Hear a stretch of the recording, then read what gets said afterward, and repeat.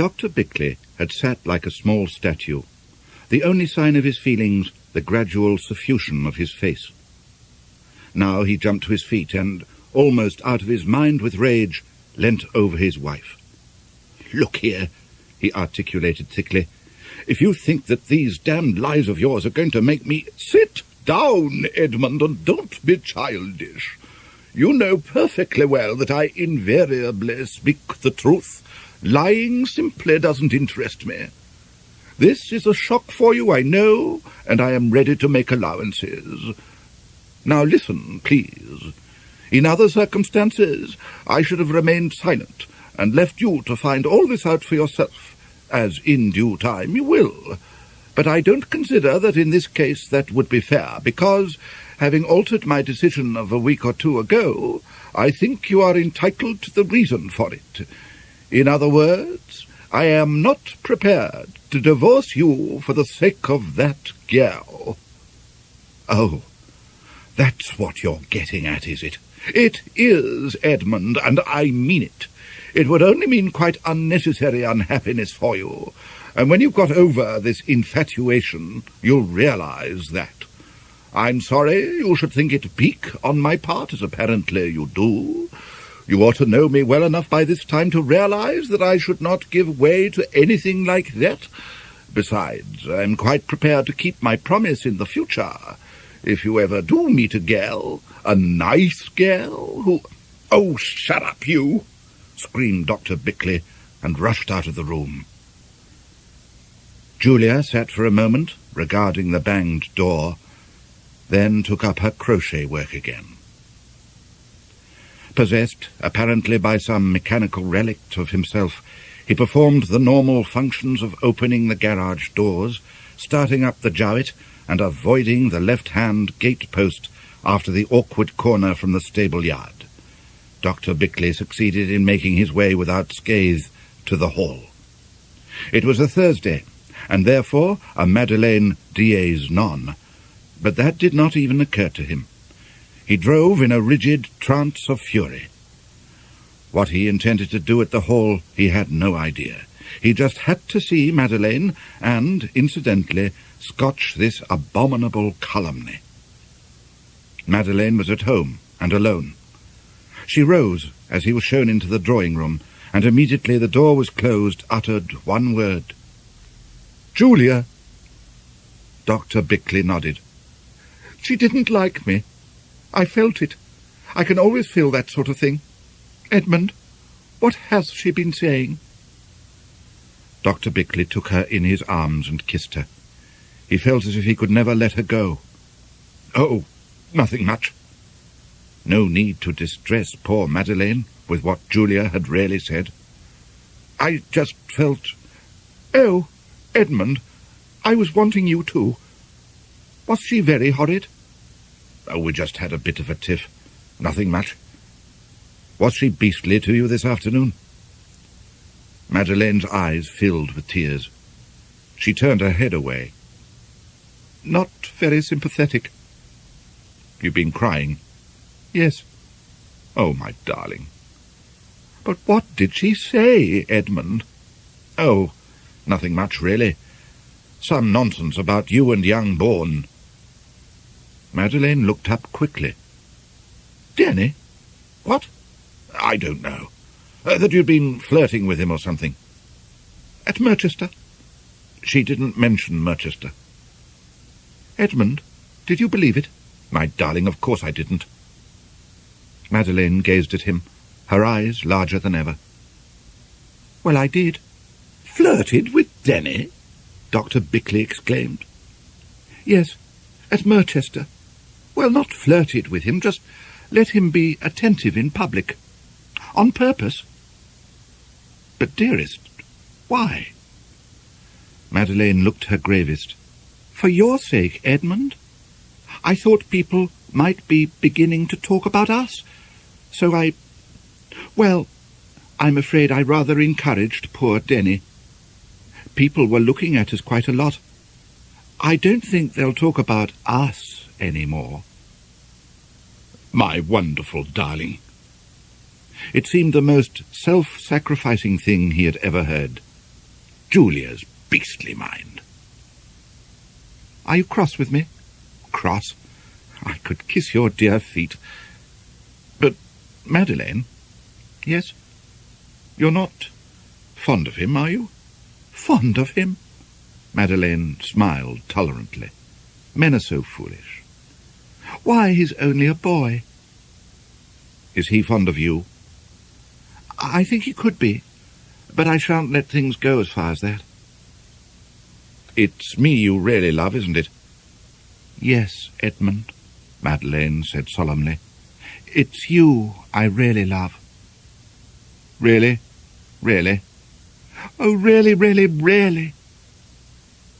Dr. Bickleigh released her and began to walk about restlessly. Madeleine sat on the arm of a chair and watched him. Darling, I know you do love me, but how much? Quite a lot, Edmund. If only I knew how much, he groaned. Why? I want to know. He did want to know. If she did, well, everything else could go to the wall, including Julia. Not that Julia's beastly jealousy had made him doubt Madeleine for an instant, but he had to know how great her love was. A test. He must think of a test that would show him once and for all. He thought of one. Trembling, he crossed to where she sat and took her hand. Madeleine, he said hoarsely, suppose I asked you to come away now, just as we are, and live with me. Would you? Madeleine tilted back her head and looked him full in the eyes. Yes, she whispered. Then you do love me? Yes. It was his supreme moment. They clung to one another in a holy embrace. That night, Dr. Bickleigh decided that Julia must die. Chapter 6. Early in November, Dr. Bickleigh met Quarnion Tor late one afternoon, some miles from Wyvern's Cross. She had been out beagling and stopping him for Hood's news. He had scarcely tucked the rug round her before she began. Heard the latest, Dr. Bickleigh? I don't expect so. What? About Ivy. No. Dr. Bickleigh had almost forgotten Ivy. He had not seen her for months. There had been some unpleasant episode. Oh, yes. Quarnion eyed her companion surreptitiously, and was disappointed to notice his lack of interest. Everybody knew that at one time he had been quite sweet on Ivy. She's engaged. Her news was falling disgustingly flat. Is she? Said Dr. Bickleigh heartily. Good. Who to? Mr. Chatford. Excellent. Capital fellow, Chatford. Very sound. Quarnion rubbed her nose. Shouldn't care for him as a husband myself, she laughed rather noisily. Still, there's no accounting for tastes, is there? I dare say he'll suit Ivy well enough. I dare say, murmured Dr. Bickleigh absently. He was thinking that this tidied up the unfortunate Ivy episode very satisfactorily. Lord, what a rotter he had been in those days. Beastly. Ivy is awfully gooey, isn't she? Quarnion was hopefully prodding. Gooey? Soppy. Oh. Yes, perhaps she is a little. Quarnion sighed. This was uphill work. She decided to employ more direct methods. You used to like her all right, though, didn't you? Yes, quite. Perfectly harmless.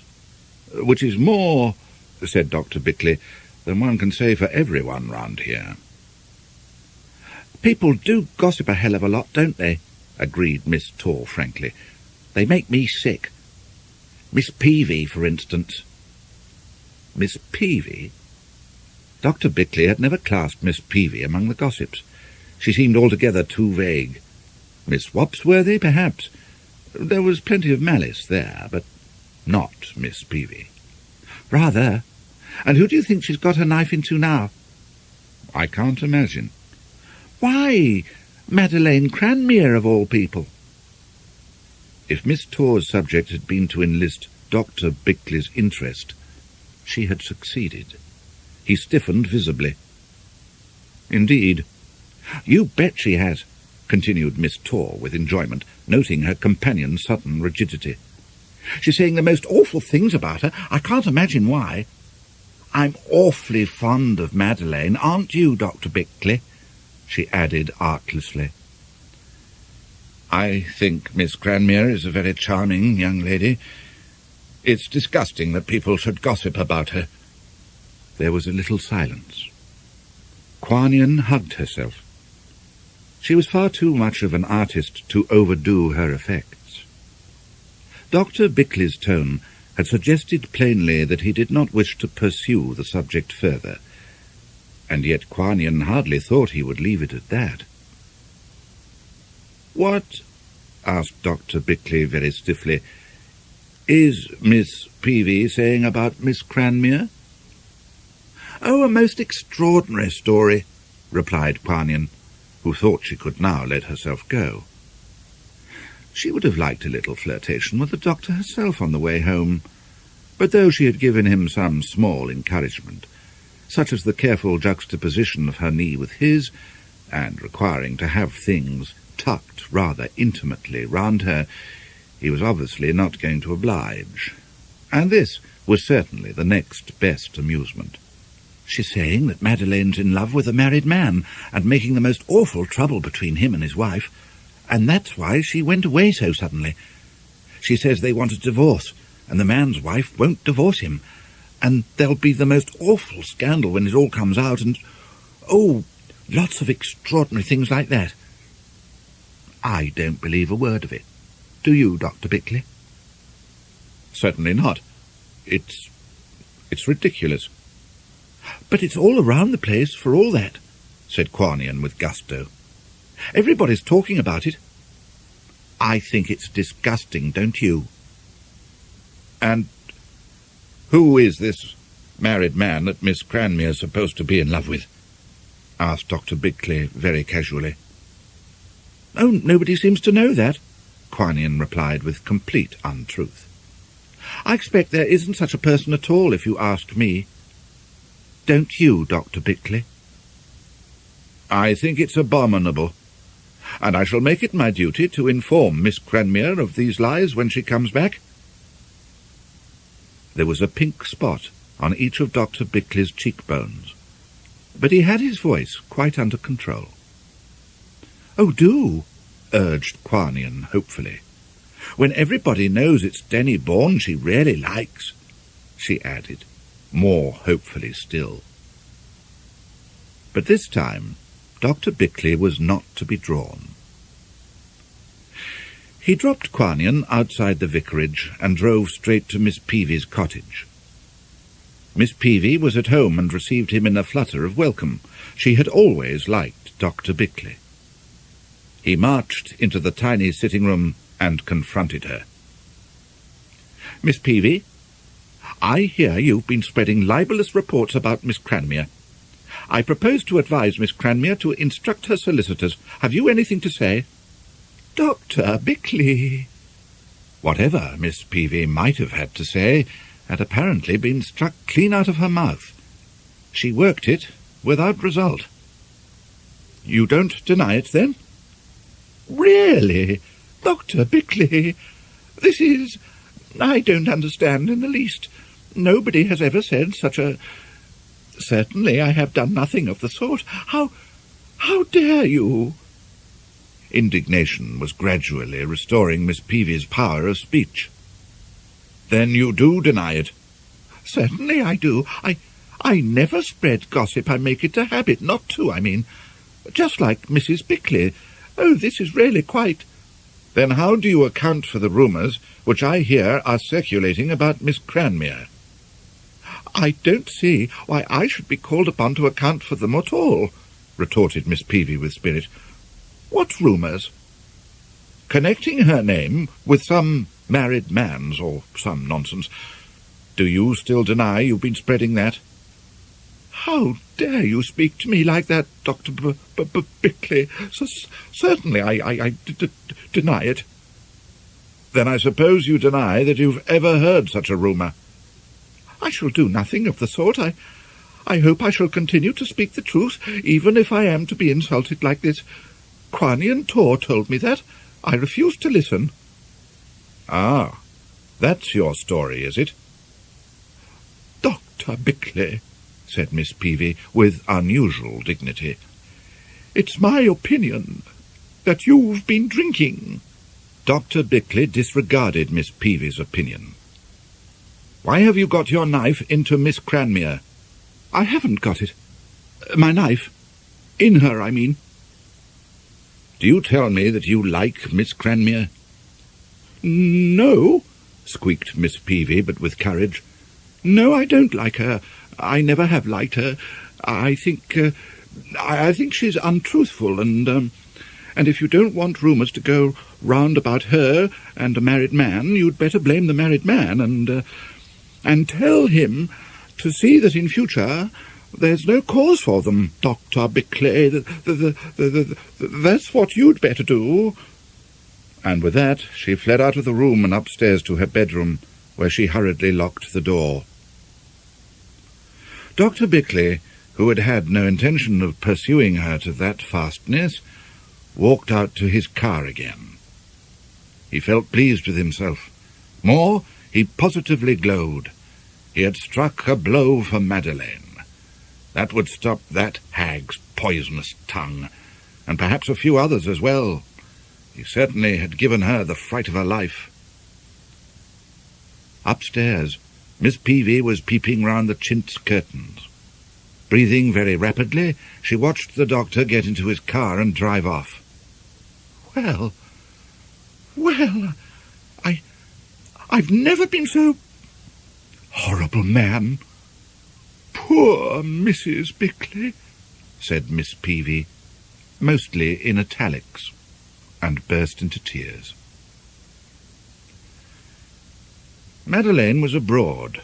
She had gone away in the middle of October. In fact, not very long after Denny had returned to Oxford for his last Michaelmas term, and just when Dr. Bickleigh was revelling in having her all to himself. For though he quite saw the necessity of her spending so much time with Denny, even to the extent of appearing to the gross public to be having an affair with him, and applauded such self-sacrifice on her part, yet it had been nice to have her all to himself, especially after September. September had not been an easy month at all. For one thing, the sanitation motif had kept cropping up, and it had decidedly lost its sanctified aspect. Madeleine had done nothing about it, and Dr. Bickleigh was beginning to take her drains almost as a personal matter. They were abominable, disgraceful, a sheer danger to the whole household. Madeleine must do something about them at once. But Madeleine, displaying unexpected meanness, kept prevaricating, sometimes apologetically, more often testily. Her attitude towards her drains was typical of Madeleine just then. She had been, well, not difficult, but obviously suffering from the strain of it all. It is impossible to carry on the love affair of a century at white heat with a man who happens unfortunately to be married to someone else and not feel any strain, as anybody could understand. September was therefore spent by Madeleine in deciding, on alternate days, that Dr. Bickleigh and she must, for 100,000 reasons, give each other up forever, and that they could never part at all for the one good reason that they loved each other so stupendously. There had been long and earnest discussions in the library at the hall. Gradually the library had been adopted instead of the drawing-room as more suitable to such momentous business, to a running accompaniment of passionate embraces, ardent protestations and tears. But the situation remained apparently unaltered one way or the other. Dr. Bickleigh continued to assure Madeleine that to distress herself on Julia's account was waste of time and trouble, because Julia didn't deserve it. That Julia had changed her mind about the divorce, he judged it better not to mention. He did not tell Madeleine that she need not distress herself all the less, because he had quite decided now to put Julia out of their joint way, because that is not the sort of consolation one can very well administer. He had to content himself with affirming, as one who knew, that things would come all right for them in the end. Madeleine, not being one who knew, continued to kiss him good-bye for every 1 minute, and planned to elope to Paris with him the next. In the end, she eloped to Monte Carlo alone, to think things over. It was not the season, she pointed out earnestly, and therefore Monte Carlo would be quite innocuous, even for a high-souled young woman all alone. While she was away, Dr. Bickleigh wrote to her ardently every day, and about once a week heard from her in return, artless, sincere little notes such as this. Edmund, darling, I just loved your letter this morning. I could hardly wait for my coffee and rolls to read it. Edmund, dear, remember that you promised you wouldn't let Julia divorce you without letting me know first. Edmund, I do hope I don't have to marry a divorced man. I love you, darling. Love you, love you, love you. Your Madeleine. P.S. I love you, Edmund. If these notes did not breathe quite all the reckless passion Dr. Bickleigh might have wished, this was doubtless because Madeleine was such a pure and innocent person. Well, she would not have to marry a divorced man. Dr. Bickleigh had not yet decided on his method, but he had formed his decision. Any idea, however preposterous at first sight, if toyed with for long enough, will begin to take on a practical aspect. Any ugliness will be lifted by familiarity, if not into beauty, at any rate onto a plane where those relative terms have no meaning. The public monuments of Mr. Jacob Epstein cease to be the most preposterously hideous works of sculpture since the antediluvian days of Ur, and become handy conveniences for sparrows. Murder ceases to be murder at all and becomes a merciful release. Of course, Dr. Bickleigh did not think of what he proposed to do as murder at all. Not that he consciously avoided the word. He simply could not accept it. Other people murdered their wives, but other people's cases were quite different. His case was unique. Dr. Bickleigh was quite sure of that. Julia was impossible. Life with Julia any longer was impossible. Divorce by consent was impossible, because Julia, having had her chance, had thrown it away, and Julia never changed her mind more than once. Divorce, in any case, would be calamitous from his professional standpoint. A future without Madeleine was unthinkable. Only one course was inevitable. It was quite simple. Dr. Bickleigh did understand quite well that the world would call that course murder. But how could the cloddish world ever understand the peculiar delicacy of his own feelings, or appreciate what Madeleine meant to him? Better than 1,000 humdrum Julias should be sacrificed than that Madeleine should suffer a moment. Julia simply did not count compared with Madeleine. But how could the world ever understand that? Occasionally, in a moment of surprised detachment, Dr. Bickleigh did find himself on the world's side of the fence. By Jove, but it is murder! But the thought was invariably followed by an odd little thrill of pride. Well then, here's one murderer going to get away with it anyhow. And the next moment he would see that, of course, it was not murder at all. His normal attitude was simplicity itself. In his duties he had put away plenty of pet animals who had passed their usefulness. Now the time had come to put Julia away. That was all. On one point he was quite determined. Not until he had found the perfect plan, the utterly undetectable method, would he do anything at all. To rush things would be fatal. His visions took on a new significance. Having contemplated, ever since June, the fortunate removal of Julia by some opportune disease, the idea of her death was already familiar to him. From that, to himself as the cause of it, was the smallest of steps. The vision of Julia's deathbed found itself extended backwards. Instead of being occupied exclusively with the result, it began to concern itself with the cause. Poison of some sort? A fatality that would be accepted as an accident.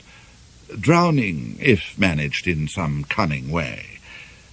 During the winter, Dr. Bickleigh lived through them all, while his hours of sleep grew less and less. He did not consider that, so far, he was doing anything at all out of the ordinary. From what he had seen of marriage, he did not doubt that most married men spend no small part of their lives devising wistful plans for killing off their wives, if only they had the courage to do it. Where his superiority was going to show itself was in putting his own dreams into action. That this superiority was indeed his, he now took quite for granted. The fact that Madeleine loved him proved it. Madeleine's love lifted him out of the ruck and set him on a pedestal. Infinitely lower than her own, of course, but infinitely above the common mass, too. The man whom Madeleine loved must be a super-being, capable of anything, and if she loved Dr. Bickleigh as she did, then a super-being Dr. Bickleigh must be, little though he had suspected it before. Now, at last, his eyes had been opened to himself. And, of course, to a super-being, murder is merely incidental. His visions gradually extended now into the daytime. In a scattered country practice such as his, the panel is not large, and there are plenty of private patients. Often Dr. Bickleigh had to drive several miles between visits. It amused him now to amble along at the wheel of the Jowett, down lanes and deserted little roads on which one hardly ever met another vehicle, and chew over, point by point, the details of the plan of the moment. So absorbed that his driving was just mechanical, and the salutations of passing acquaintances went, as often as not, unnoticed. Over and over it again he would go, by night and by day, with a few tiny variations each time, which his imagination, uncurbed by repetition, would always supply. Following it, step by step, and incident by incident, through imagined weeks, months, and even years, till at last some major flaw would reveal itself to his patience, and he would thankfully discard it to look for another. Julia Bickleigh must have died in at least a dozen different ways before her husband, at the beginning of December, found at last the scheme he had been seeking. It was a wonderful scheme, so obviously foolproof that very little testing was needed. Whatever happened, it could never be found out. There was the possibility of failure, it was true, but that was well worth risking in view of its other merits. He could never find another plan to come near it. Curiously enough, it was Julia herself who put it into his mind. Julia had one of her headaches and asked him for some phenacetin. It was an exceptionally bad one, so he gave her morphia instead, a subcutaneous injection, and told her what it was and why he was doing it. As before, the morphia relieved her at once, and she remarked how much more efficacious it seemed to be than phenacetin. That was all, but it presented Dr. Bickleigh with his plan ready-made. 4 evenings later, he proceeded to put it into action. Curiously enough, there was grapefruit for dinner. Dr. Bickleigh took the coincidence for a lucky omen, and smiled as he dusted the powder over Julia's portion. Julia's headache that night was even worse than the last, and it was she herself who suggested morphia. That, too, Dr. Berkeley thought, was a good augury. The next evening Julia had another headache, and the next, and the next. On the fourth evening, Dr. Berkeley thought it advisable to increase the dose of morphia a little, and told Julia so, explaining that her powers of resistance to it were getting greater. Julia, white with pain, quite agreed. It distressed Dr. Bickleigh that Julia should have to suffer like this, but he quite saw that it could not be helped. In any case, it would not be for long. The two were living now on outwardly quite good terms, or as good as they ever had been. Madeleine's name was never mentioned. Julia, who rose above her sex in many particulars, did so in this one too, and, whatever curiosity she may have had to stifle, never asked a thing about the progress of the affair. So far as one could judge, she had simply wiped the whole thing out of her mind. She had not even attempted to stop her husband from going up to the hall before Madeleine went away, and though she must have known they were in correspondence, she never once gave any indication of it. Julia was really a most exceptional woman. It was a pity, thought her husband with real regret, that she had got to die.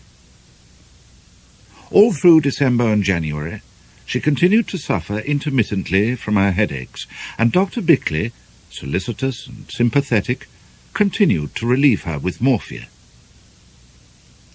Early in February, she went away for a change, to see if that would do her any good, though Dr. Bickleigh did not seem to think it would. They were both right, for though she had felt much better during her fortnight's holiday, and had not had a single headache during that time, they began again immediately she got back. "You ought to have taken a month," Dr. Bickleigh told her sympathetically. "Quite impossible," said Julia. "What would happen to the house?" Which, of course, was unanswerable, even for a medical attendant and husband combined. "Besides," she added, "there is no reason at all why I should be run down."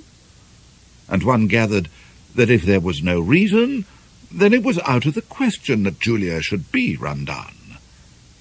Dr. Bickleigh, it appeared, was inclined to agree with this. "I'm very much afraid it isn't just a matter of being run down, after all, my dear. It looks to me like something organic." "Well, what?" "Oh, that I can't say. But if these headaches go on, I shall have to take you up to see a specialist."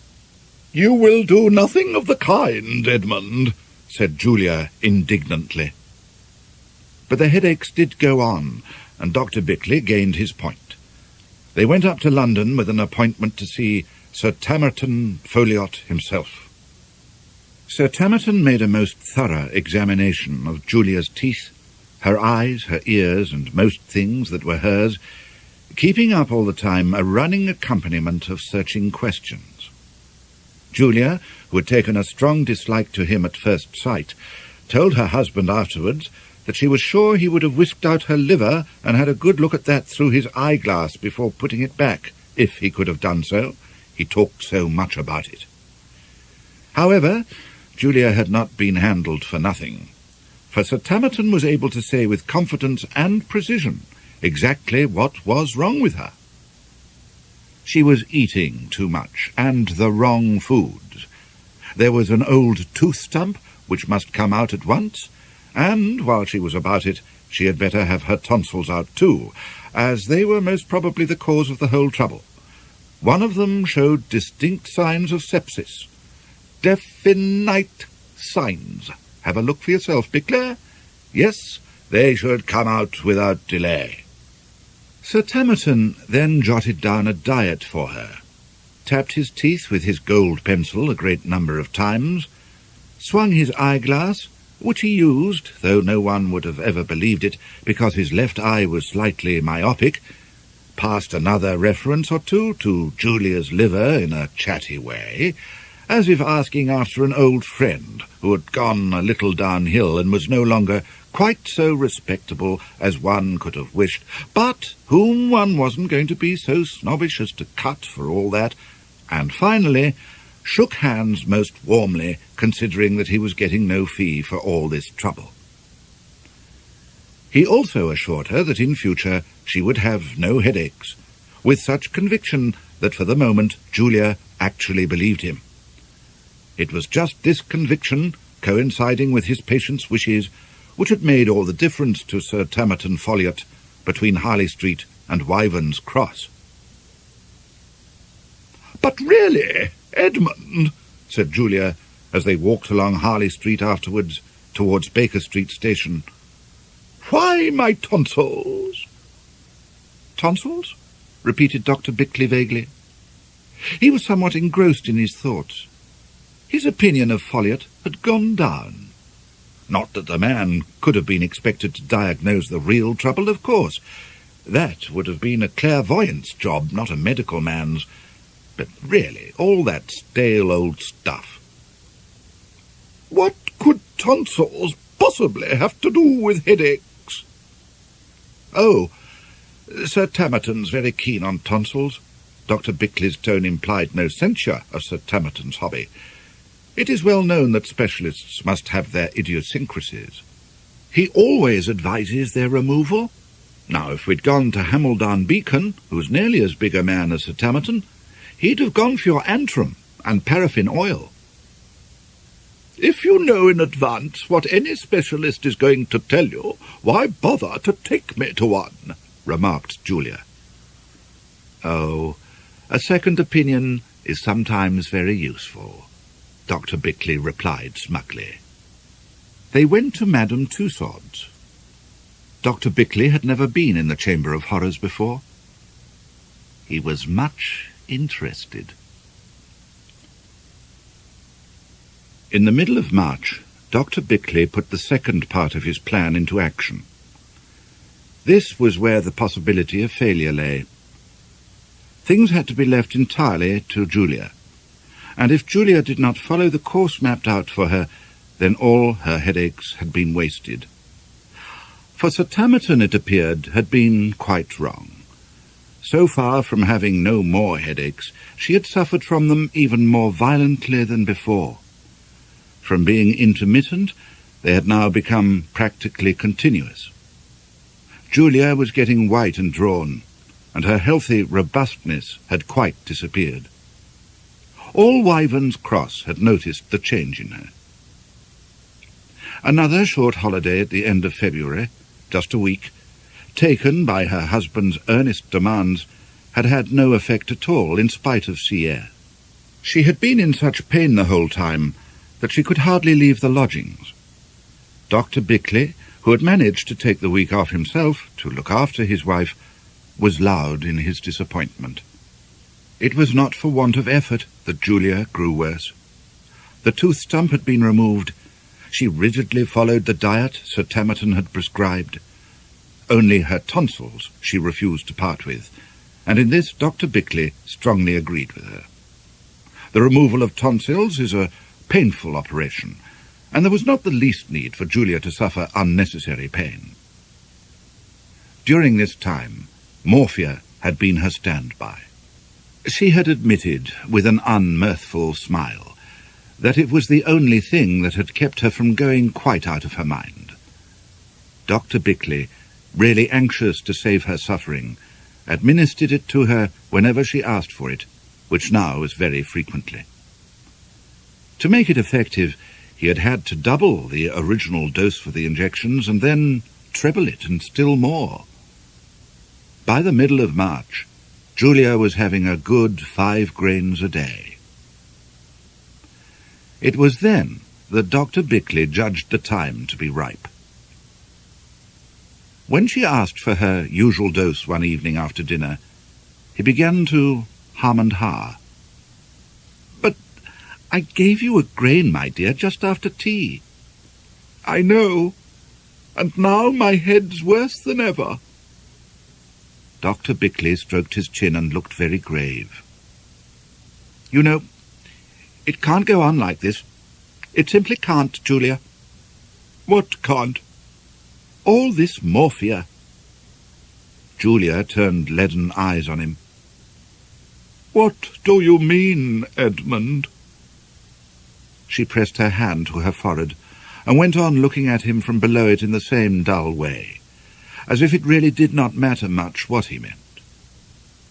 Dr. Bickleigh had to turn away. "Well, it's very bad for you, you know." "It can't be worse than this." "No, I mean, if you get to rely on it like this, can't carry on without it, well—" "Kindly put into plain words what you do mean, Edmund," said Julia wearily. "Well, then, to put it bluntly, it'll become a habit." "Nonsense! If you're hinting that there is a likelihood of my becoming a drug fiend, really, Edmund—" "Oh, no, not so bad as that. I know you only want it when there's real necessity for it. But for all that, Julia, it's bad for you. Very bad. You must try to do without it." "That's absurd. If you can't cure me, Edmund, the least you can do is to relieve me. Kindly come to the surgery and give me an injection at once." "Julia, you must try to bear it." Dr. Bickleigh showed nothing but concern, though his pulses were racing. "Honestly, you must. Look at your arm. It's covered with punctures already. It mustn't go on. As your medical man, I must insist. If you want any more injections, you'll have to change your doctor. I can't administer any more, for your own sake, Julia." Mrs. Bickleigh, already at the door, answered in a voice made peremptory by pain, but she found her husband unexpectedly firm. Nor was he to be shaken in the argument that followed, by reason, or by as near as Julia could come to entreaties. No more morphia would he administer to her. If she wanted more, she must change her doctor, though no doctor who knew what she had been having would take the responsibility of giving her more. The discussion was ended only by Dr. Bickleigh going out of the house altogether on a night call. He did not get back till past 11, and went straight to the surgery. His anxiety was so great that he could hardly bear to look at what he had come to see. Had Julia or not? It was the question he had been asking himself continuously during his 2 hours of aimless driving that had occupied the place of the fictitious night call. If she hadn't, it was not through care on his part.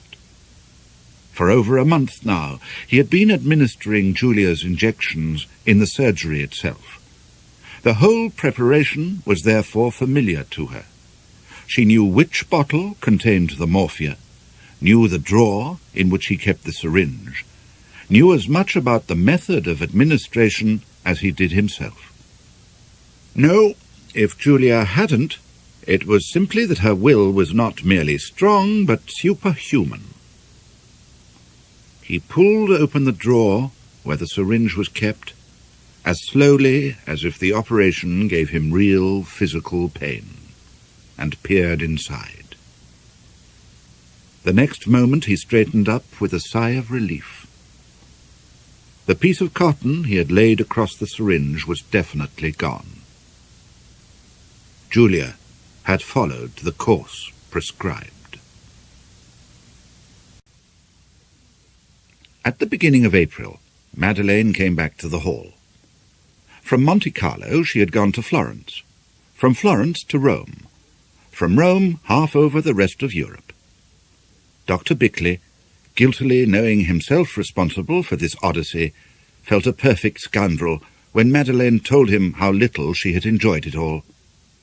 Their meetings were resumed, but the old ardour was not altogether recaptured. Madeleine was nervy. Travel did not seem to have soothed her much in that respect. She asked many awkward questions, too, about Julia's intentions. Was the divorce still pending? Nothing must be done without her own knowledge and consent. Could Edmund promise her that he was keeping nothing back? Why did not Julia come to see her again and discuss the whole situation once more? She did want a Bickleigh divorce. She did not want a Bickleigh divorce. They must make a clean break after her long absence. Her absence had only brought them closer together than ever. Madeleine's mind was always being made up in contrary directions. Dr. Bickleigh quite understood how difficult it all was for her, and was as distressed over her distress as she was. He also seemed to be running into Denny Bourne at the Hall, a good deal more than he liked, but that, too, he quite understood. Madeleine insisted that he should. In the second week in April, Dr. Bickleigh began to perfect the final details of his plan. Without saying a word, he had kept replenished the rapidly dwindling stocks of morphia in his surgery.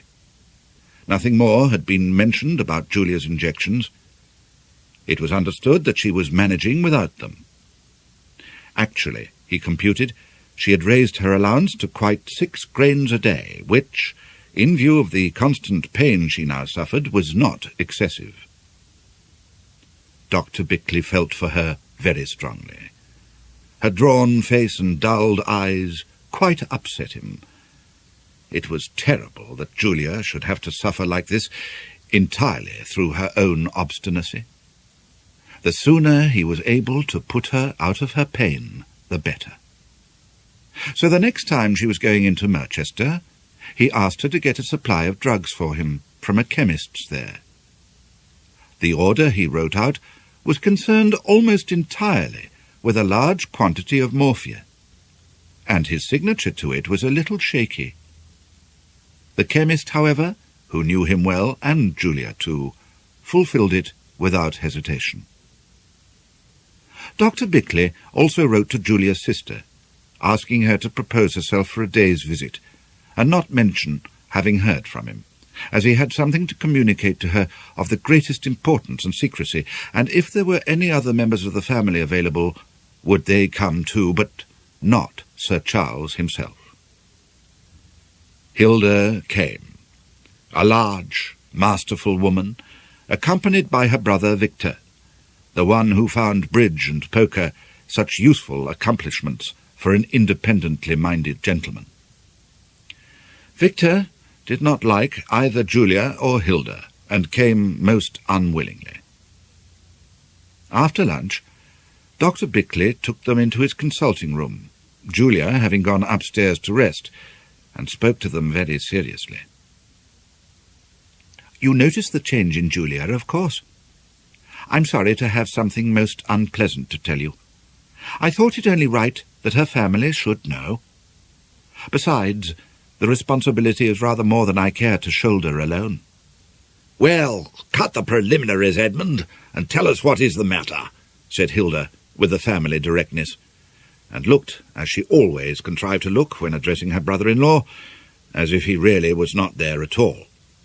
"Dope," observed Victor laconically, and lit a second cigar. He did not offer his case to Dr. Bickleigh. "Really?" said Dr. Bickleigh, startled. "How did you—" "Spotted it the moment I saw her. Seen plenty of cases in my time. No mistaking it, of course. What is it? Cocaine?" "Morphia," said Dr. Bickleigh, and told them the whole story. "I should perhaps have been suspicious when she acquiesced so quietly in my discontinuing it," he concluded, in the phrases he had rehearsed carefully beforehand. "But I'm afraid I hadn't realized that it had got such a hold on her by then. I feel very much to blame." "But when you realized she was helping herself from your supplies, surely you cut them out," suggested Hilda, addressing the window. "Of course," replied Dr. Bickleigh sadly. "But she forged my name to an order on a chemist in Merchester, and got a large supply that way." "Cunning," remarked Julia's brother without very much concern. Apparently the matter did not interest him particularly. "They always are. What are you going to do, Bickleigh?" "Well, that's what I wished to see you about. In my opinion, she should be sent into a home. Only for a limited period, of course. curative treatment. "Can you afford it?" asked Hilda bluntly. "It's no good expecting us to help, you know." "I should be prepared to make such sacrifices as were necessary," said Dr. Bickleigh, with quiet courage. "I might be able to help a bit," added Mr. Crewe Stanton sulkily. "Huh," said Hilda. They fell into silence. "I think," said Dr. Bickleigh, "that I'd like you to see for yourself, Hilda. The punctures." "Surely there could be no need." "I think it would be better," Dr. Bickleigh insisted gently. "My position is rather delicate, you see," he added with truth. "If you mean confirm what you've told us, I'll ask her straight out. I don't believe in beating about the bush," said Hilda, to something just on the left of Dr. Bickleigh. "That would be fatal," the little man snapped, so firmly that his sister-in-law looked for a moment straight at him. "Your brother mentioned how cunning they are in this deplorable state. Julia would simply deny it." "You're too ashamed to admit it, of course," nodded Victor. "But the evidence of the punctures can't be got over. Really, I'd rather you did. You could easily make some excuse. The upper portion of the left forearm." "Very well," said Hilda, rising. "If you really think it's one's duty." Dr. Bickleigh opened the door for her. Victor and he discussed Julia's illness on somewhat stilted terms. Dr. Bickleigh had only met this brother-in-law once before, at the wedding. To his inquiries about his sister's breakdown in health, he replied that he very much feared it to be due to organic changes in the cerebral cortex, in which case things were very serious indeed. The pain would not only continue, but gradually increase. There could be very little hope. "One mustn't lose sight of the possibility of a cerebral neoplasm, you see. Of course, that would induce pressure symptoms, and quite probably metabolic changes leading to cachectic conditions," he explained earnestly. Victor tried at any rate to look the wiser. "No hope, eh?" he repeated, flicking his ash carefully on the carpet. "Then, in that case, do you know what I'd do? I'd give her head with this morphia. Let her finish herself off." "Would you?" said Dr. Bickleigh with interest. "Far and away the best thing to do in these incurable cases," pronounced Mr. Crewe Stanton. "After all, why the hell keep 'em alive, just to go through a lot of pain?" "There's a good deal to be said for that point of view," said Dr. Bickleigh unprofessionally. Hilda came back. "Oh, there's no doubt about it at all," she said. "Her arm's a mass of punctures." "I can't tell you how worried I am," said Dr. Bickleigh. Having, then, no further use for his visitors, he excused himself on the plea of an urgent case and offered them a lift to the station. There was an excellent train to Torquay, it transpired, which they could just catch. They just caught it. Dr. Bickleigh drove away from the station yard with a feeling of a good day's work behind him. He had established his evidence, and on top of that, it was pretty obvious, judging from the attitude of both of them, that there would be no trouble from Julia's family. Things could not have been going better. Chapter 7. Before he killed her, Dr. Bickleigh did give Julia a last chance. Now that it had come to the point, he intensely disliked the idea of killing her. He had, in fact, thoroughly hated the whole thing. It had been almost as much of a strain to him as to Julia. He was not callous, and the daily sight of so much suffering inflicted by himself had got completely on his nerves. It was awful that Julia should have to suffer so. He certainly did not love her. He had not much fondness for her. As an individual, he did not like her at all. but he could hardly bear to go on torturing her, as a mere human being to this extent. It was necessary to drive himself to the administration of the headache-producing medium. He would almost weep as he scattered it into her food. 3 weeks after the Crewe Stanton's visit, he decided that he could stand it no longer. His growing nerviness had made him almost quarrel with Madeleine the day before. Well, quite quarrel with her. And over Denny, born of all absurd causes. 5 days after the beginning of the summer term, his last term, Denny had been sent down for 3 weeks for depriving an unpopular Don of his trousers and painting his hinder parts scarlet. If the Don had not been so unpopular, Denny would have been sent down for good, but the rest of the senior common room, who also did not love their colleague, had felt that a certain justification, and more, was to be found in the existence of the fellow at all. Still, the man was a Don, and one cannot have Dons going about forcibly disguised as mandrills, so Denny had been sent down for 3 weeks. To Dr. Bickleigh's disgust, Madeleine seemed delighted with this exploit. That the idea of a trouserless Don with a scarlet posterior is about as far removed from the spiritual as one can well get, Dr. Bickleigh pointed out. But Madeleine, though agreeing, and looking for a moment as a nun might, on being confronted with such a spectacle, continued to give the impression that she thought Denny really had done something rather clever. That Denny thought so himself was obvious. Dr. Bickleigh had been forced to be quite rude to him over the hall tea-table. Then he and Madeleine had nearly quarrelled. Well, quite quarrelled. He had been unable to control himself and said things to her in front of Denny.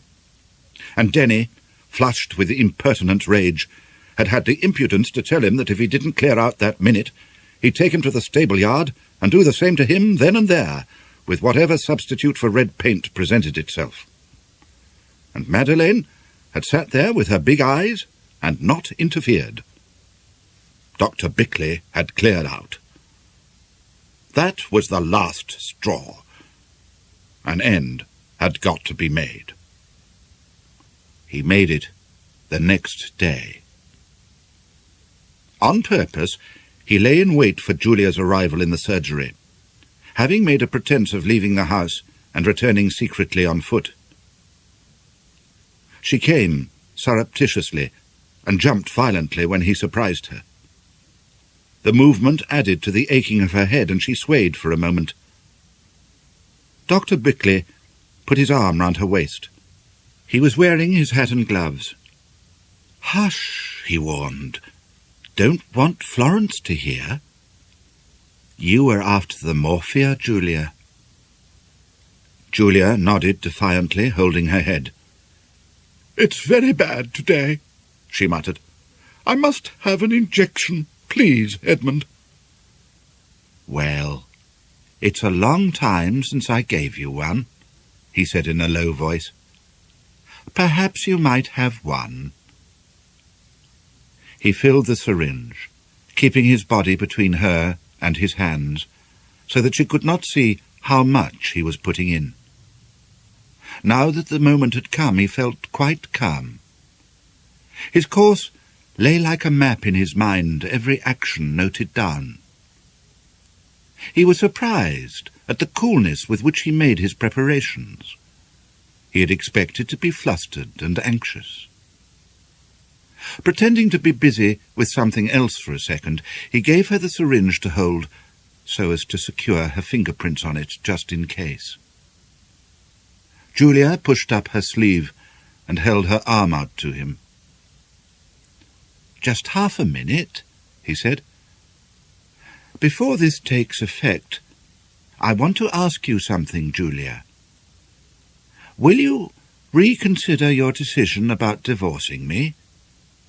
Madeleine and I still love each other, and we want to marry." "No, Edmund," she replied decisively. "I will not."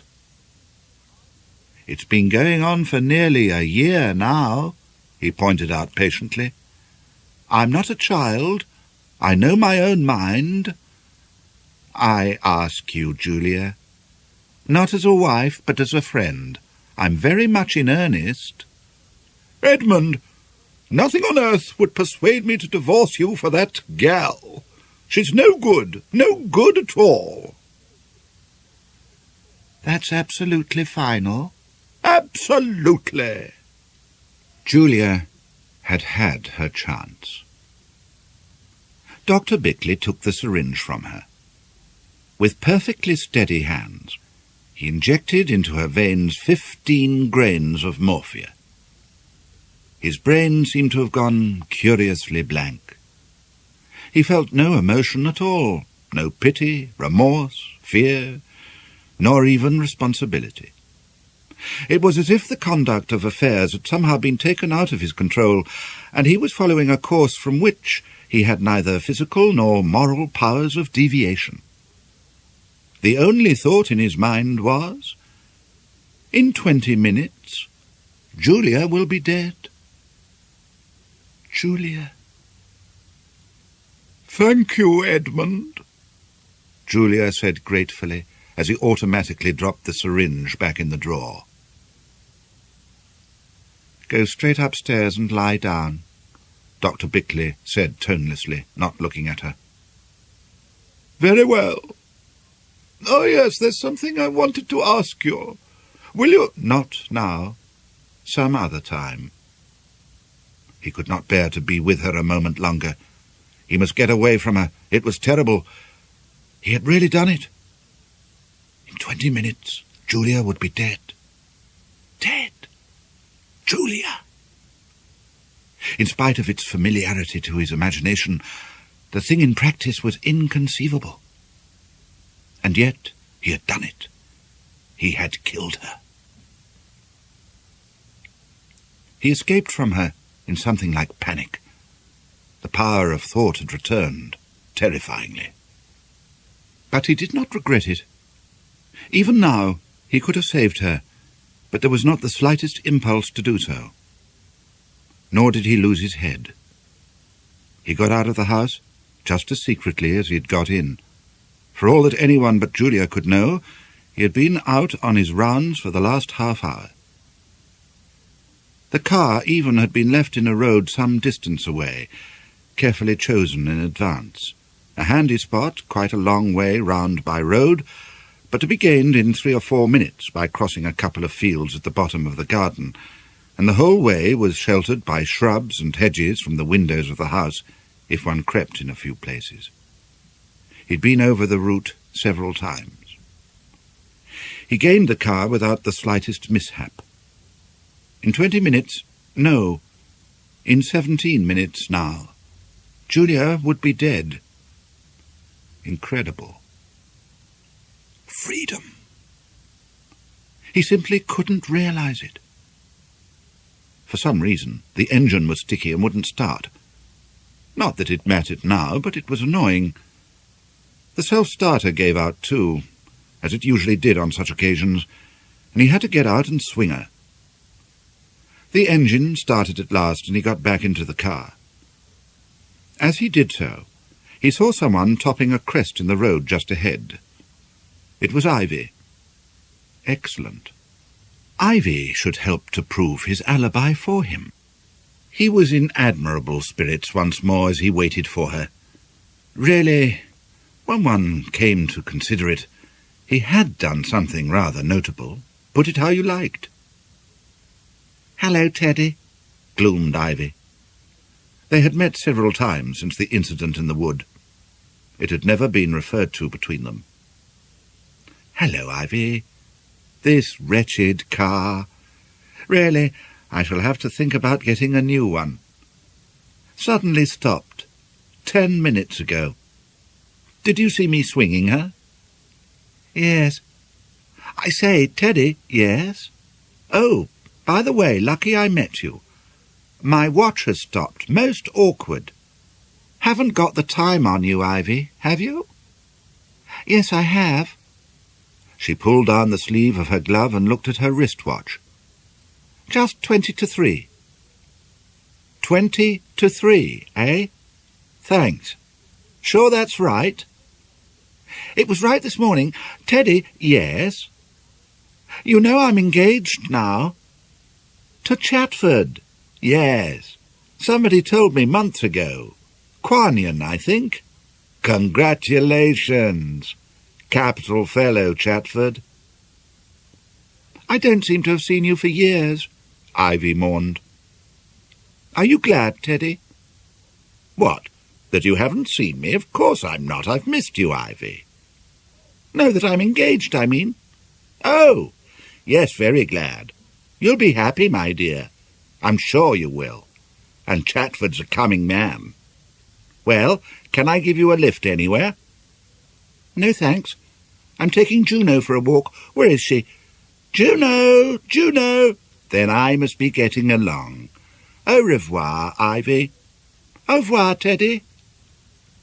Her eyes tried to detain him as usual. Ivy was the kind whose love thrives on blows. Most useful, thought Dr. Bickleigh with satisfaction as he drove on. But how normal. Ivy just the same as ever, everything just the same as ever. He did not believe he had killed Julia at all. Julia dead? No, it was unbelievable. Julia could never be dead. And yet, in 12 minutes now, Julia would be dead. He couldn't believe it. As nearly as he could compute, Julia died while he was sounding old Mr. Tracy's chest, just 4 miles away. During the afternoon, his repugnance from returning home grew and grew. There was a horrible time ahead of him, beginning from the moment he set foot in the house again. Horrible. But it had got to be gone through. Yet minute after minute he kept putting off the beginning of it. No need to hurry things. As he drove from patient to patient, he had purposely left most of his visits to the afternoon in order to have plenty to do. His thoughts roved endlessly round Julia, his marriage with Julia, life with Julia, Julia's way of treating him like a small dog, Julia's masterfulness, peremptoriness, rudeness, Julia's quite unconscious habit of humiliating him before other people. He had been afraid of Julia, that he had always acknowledged to himself. Now he saw for the first time quite clearly that he had killed Julia simply because of this fear of her. He had been afraid to run away from her. That was very curious and interesting. Dr. Bickleigh, not as a rule given to introspection more than any other person of some imagination, found himself turning over pages of his mind never before perused. Yes, that was quite true. He might have solved his problem so much more simply. He had asked Madeleine, and she had said she would go with him. It was only by way of a test, and he had never intended for a moment to do it, but Madeleine did not know that. She would have gone with him, and they could have lived on her money till he could establish himself somewhere else. Their love was above petty considerations of convention like that. No economic difficulties had held him back. Why had he not gone, then? Simply because he could not have found the courage to run away from Julia. He had plucked up enough of it to ask for a divorce by consent. But when that had been refused, he had accepted her ruling as always. No divorce, so another way had to be found. Dr. Bickleigh smiled to himself. Was this the first time that murder was directly traceable to an inferiority complex? He did not think so. But really, what a little worm he had been then. There was no getting away from it. And how far from a little worm he was now. Put it any way you like. A successful murder? Yes, it was murder. No need to shirk the word. Brilliantly planned and flawlessly carried out. Lifted one out of the category of worms, for good and all. Would Florence have found Julia yet?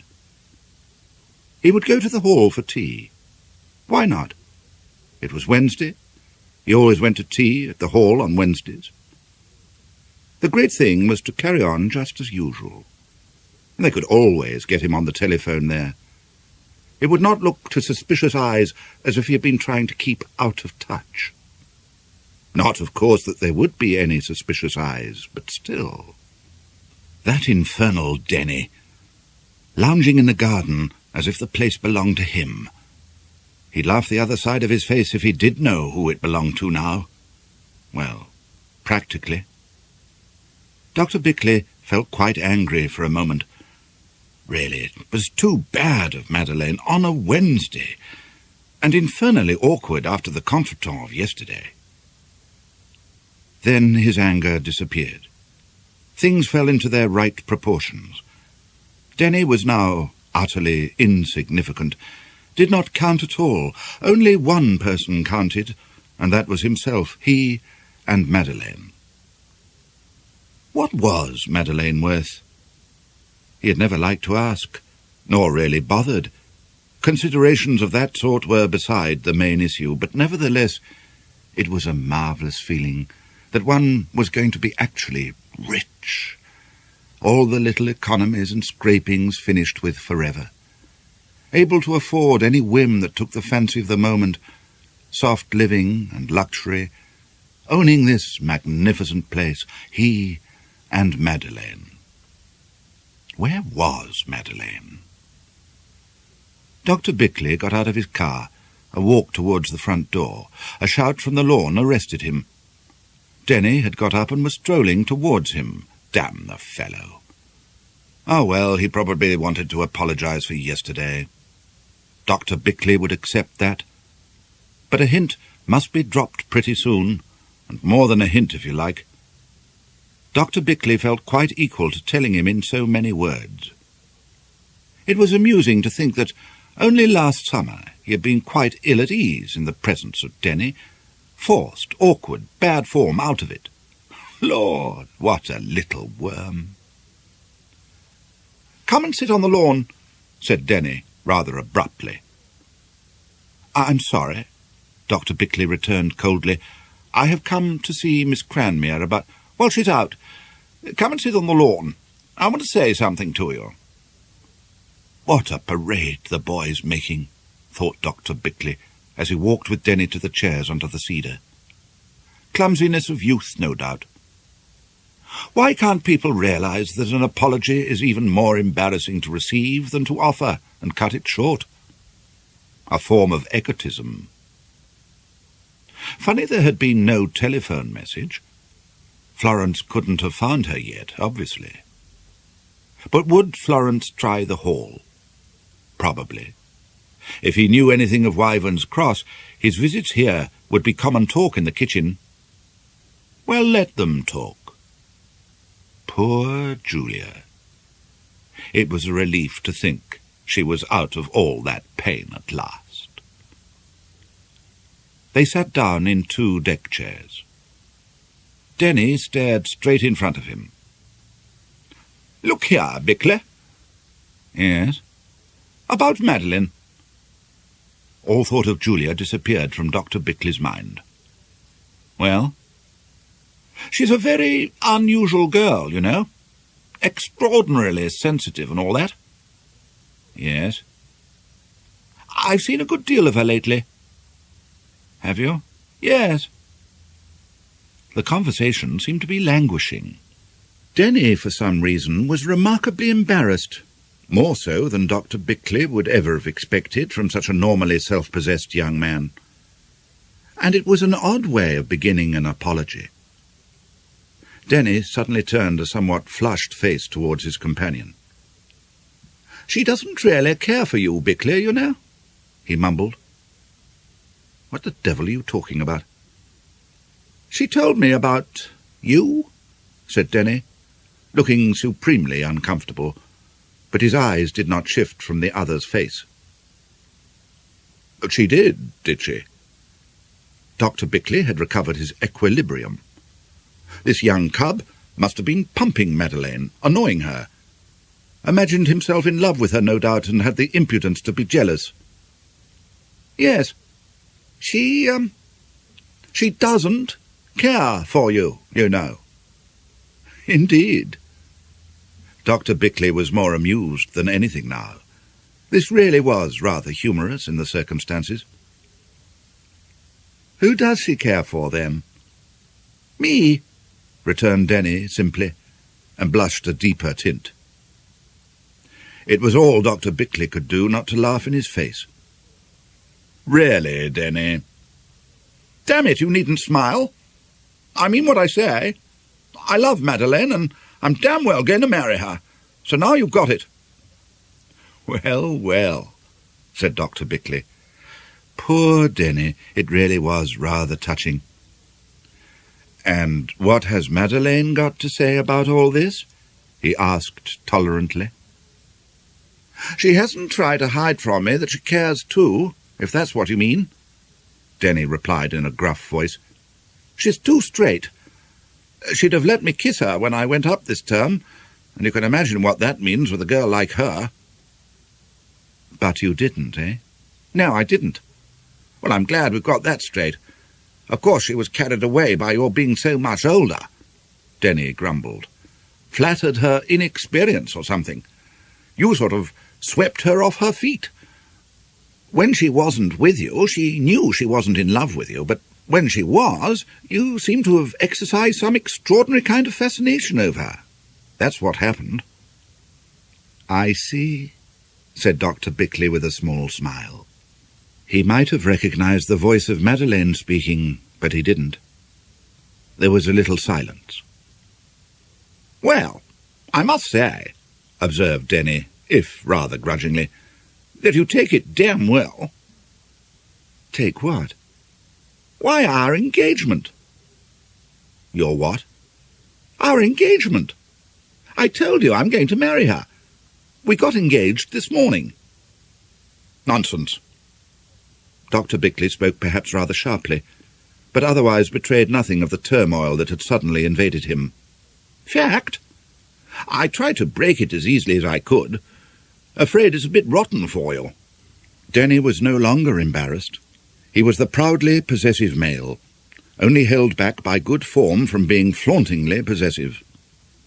Here, Madeleine asked me to give you this after I told you. Dr. Bickleigh took the note and broke open the envelope. He had to read the contents through half a dozen times before their meaning was clear to him. Edmund, dear, I have asked Denny to tell you our news.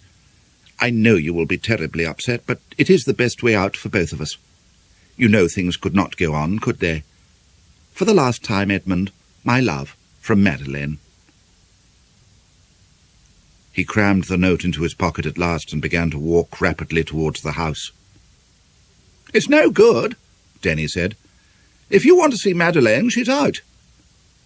That, thought Dr. Bickleigh, is a lie. A damned lie. A filthy lie. Another filthy lie. He walked on. Denny, who had started after him, stood for a moment in indecision, then shrugged his shoulders and dropped back into his chair. Perhaps better let them have it out and get it over. Dr. Bickleigh did not trouble to ring the bell. Madeleine would be upstairs in her bedroom, waiting, hiding. He got there just as she was locking the door and forced it open.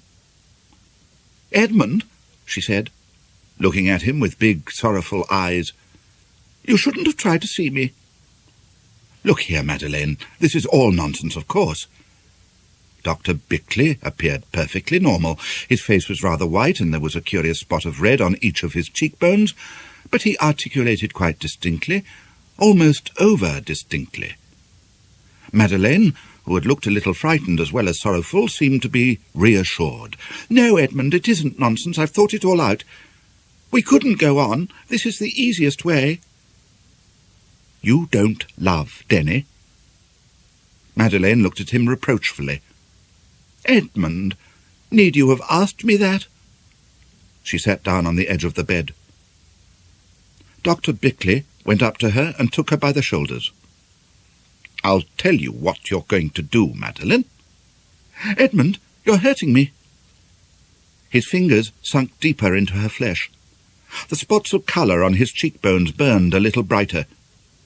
You're going downstairs this minute to break off this preposterous engagement. Tomorrow I'm going to London to buy a special licence. You'll come with me. We'll be married in 3 days from now. But Edmund, Julia, oh, please let me go. You're hurting me terribly. Julia, said Dr. Bickleigh through his teeth, is dead. Madeleine looked up into the white face glaring down at hers and began to shriek. Denny! Denny! Help! Help! Denny! He'll... She tore herself free and ran, shrieking, to the window. But it was not Denny who got into the room first. It was the friendly parlour-maid. She looked from one to the other in anxious bewilderment. "Your mistress is hysterical," said Dr. Bickleigh coldly. "Get me some cold water, please." "Yes, sir. But you're wanted on the telephone, sir. Your housemaid. I'm afraid there's bad news, sir." With Madeleine's hysterical screams ringing through his head, Dr. Bickleigh went downstairs to the telephone.